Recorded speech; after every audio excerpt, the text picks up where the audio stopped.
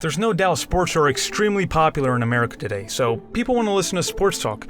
Unfortunately, a lot of the top sports talk shows are not what you think they are, and as a matter of fact, they're actually very manipulating. So, most of us know who Skip Bayless is. He's a host on the show Undisputed, and he's labeled as the most hated man in sports, mostly because of his absurd takes.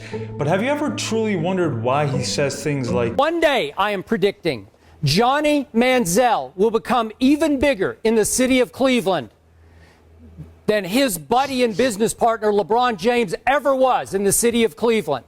If I could start a team with either a 22-year-old LeBron James or a 22-year-old Larry Bird, I'm taking Larry Bird. He deserves some. His value was at least equal to me to number two's value. Okay, over the whole series as the point guard, the driving force. So you think it should have been Van Vliet? Yeah, I'll go with Hubie. Well, it's very important that this type of show has someone that knows how to piss you off. This person purposely makes up crazy opinions and has wild takes, meanwhile neglecting several key points in order to cause controversy. I like to refer them to as the troll hosts. And if you look at the definition of a troll, it's to make a deliberately provocative online post with the aim of upsetting someone or inflicting an angry response from them. In this case, it's not an online post, it's a sports take, which gives you a troll host. I'm going to show you an example now of someone who's pretty much given away the fact that he's trolling. Listen to what Rob Parker says here. Tom Brady, as you know, is one of the luckiest quarterback players of all time. Tom. Notice how before he even makes his opinion, he quickly looks down to avoid eye contact? Well, according to a Forbes list of top 10 body language mistakes, avoiding eye contact is the #1 mistake because it can signal deception.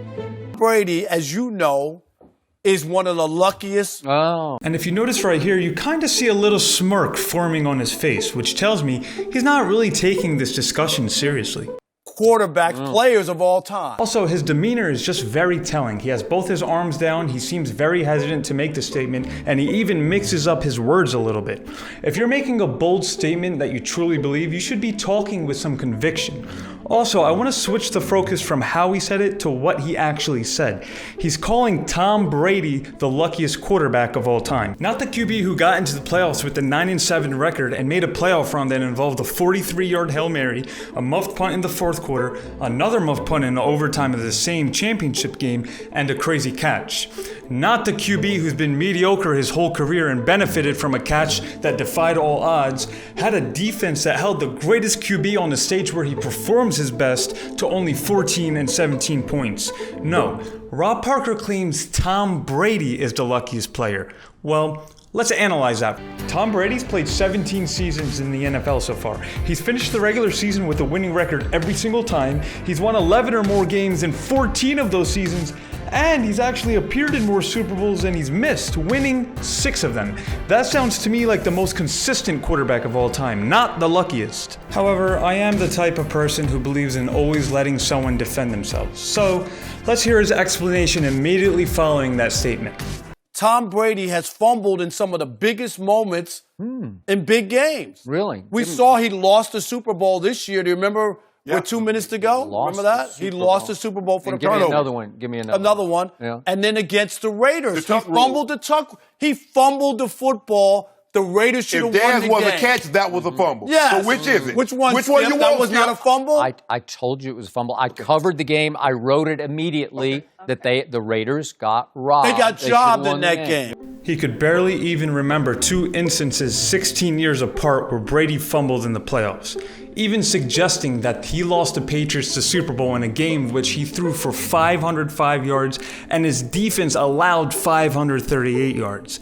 Then he changes the subject, all while maintaining that smirk on his face. Well, trust me, when Rob Parker is not trolling, he's fully capable of making a very compelling point. This is a clip of him talking about which Western Conference team he thinks will make the finals. Pay attention to his demeanor this time. He doesn't look down, and as a matter of fact, he gives everyone on the table strong eye contact. And go look at the 18 from the West. Who's falling out? Who's falling out? Golden State's falling out. Oh, they're going to not make the playoffs? They're gonna fall. Hold on. I'm saying who's going to fall out so that the Lakers can move up? Denver last year did unbelievably, right? With a young team, they're going to be a year better. The Clippers, if they get Kawhi Leonard, they skyrocket to the top for me. I would take the Clippers with Kawhi Leonard right now over this Laker team. Wow, big difference. Watch his closing statement one more time.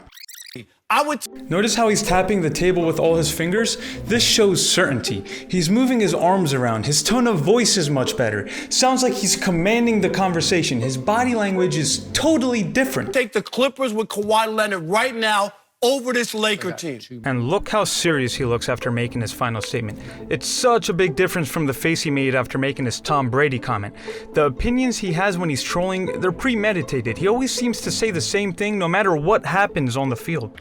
As he turns 35, Tom Brady's on the downside of his career. And if you ask me if he'll ever get to another Super Bowl, I have one answer. No way, no how. But the reason that they'll win is that defense that we saw earlier will reappear, and that will be the downfall of the New England Patriots. So I look at you have the Chargers, Colts, Saints, Chiefs, Rams, Eagles. You have the Cowboys and Patriots near the bottom. Now, come on. What? No. You think the worst team left in the playoff is Tom Brady? Yes, he won. Yes, he played well in overtime. And yes, the Pats are going back to the Super Bowl.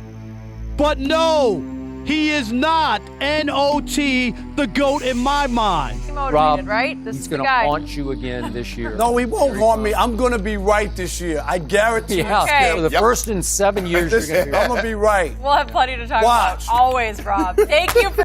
So why would a network want a troll host on their show? Well, it's because it's a very good setup for an entertaining response. on that Whoa, list. whoa, whoa, whoa, whoa, Skip, it's my turn. My bleep, thank you. Oh, 25, but you didn't realize just how close LeBron was to this historic comeback when he was 25 points down. Hold on, wait a minute. I've been waiting for this. I've been waiting for this moment all my life. Keep going, JR. Keep going.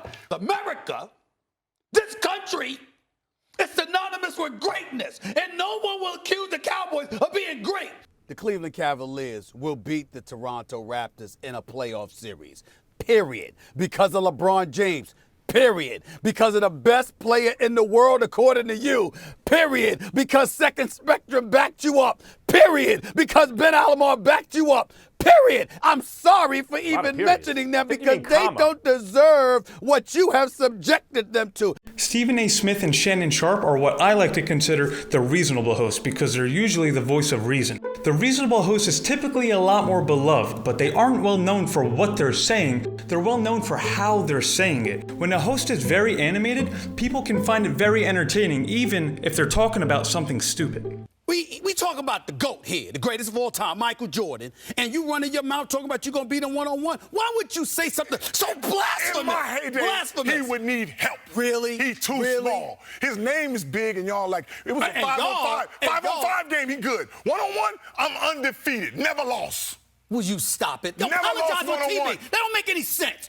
Listen. Can't nobody beat me in heyday one-on-one. Why you saying Marcellus stuff took like you the that? distance one-on-one. That's What are you exactly. talking You about? look like you were tired Hey, let me against ask you this Marcellus. like I tell him. That's why you smiling right Did now. I win or lose? Did I win or You're lose? right. All I care about is the W. I don't You were care how I tired get it. from dancing, and you talking about you gonna beat Michael Jordan? Michael how you gonna Jordan. do that? How you gonna beat me? You know what? I gotta hear how you gonna beat me. Pick your poison. How's he gonna beat me? Why are you saying stuff like Tell this? me how's he gonna beat me. Why are you doing this? Why are you? Tell me. Is this another marketing tool of Check yours? this out. So what do you get when you have a troll make an absurd take in front of someone who's a lot more reasonable yet entertaining? You get a show that's designed to be entertaining rather than informative, which according to Google is called reality TV. By the way, that's the same genre as Jersey Shore, and that's why I completely stopped watching these type of sports shows. I realized they were just having fake discussions. But how does a show make such silly debates seem so normal? Well, it's all about the topic they create. The show is set up from the very beginning by creating a topic that's usually a wild overreaction to whatever's happening. So most of the time you're listening to a topic that you don't even think should be a topic. All because the show is trying to create controversy. The controversial topic initiates a controversial take, which then initiates an animated response, which keeps you entertained, but it doesn't give you anything close to a real sports discussion. These type of shows don't actually prioritize sports. They prioritize ways to create controversy, even if it means sacrificing real sports talk, which for me makes it a lot more aggravating to listen to than entertaining or insightful. And now I'm going to end the video with the clip of Mark Cuban and what he thinks about Skip Bayless. You may have more than one issue, but what's your biggest issue with Skip? It's not just Skip, it's sports writers, sports media in general, where everything's generalities, right?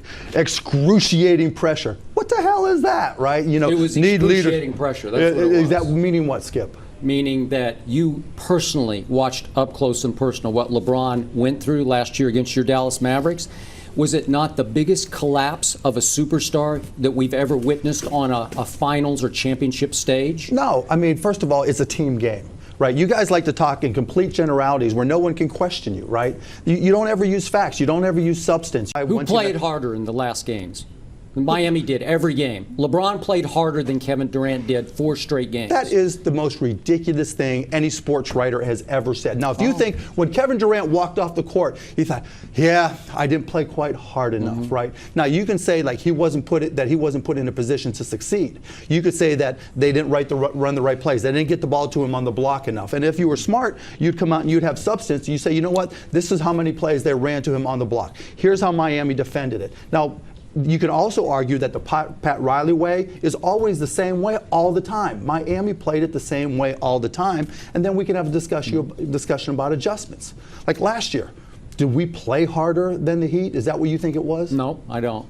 I think LeBron disappeared and shrank in crunch time of the fourth quarter, and I can just show you the numbers of what he didn't do in every fourth quarter. So we get no credit for not putting him in a position to succeed, right? We played the Heat. He put himself in. All he did was stand out on the perimeter. Now, how do you think we defended that? Why do you think he was standing out there?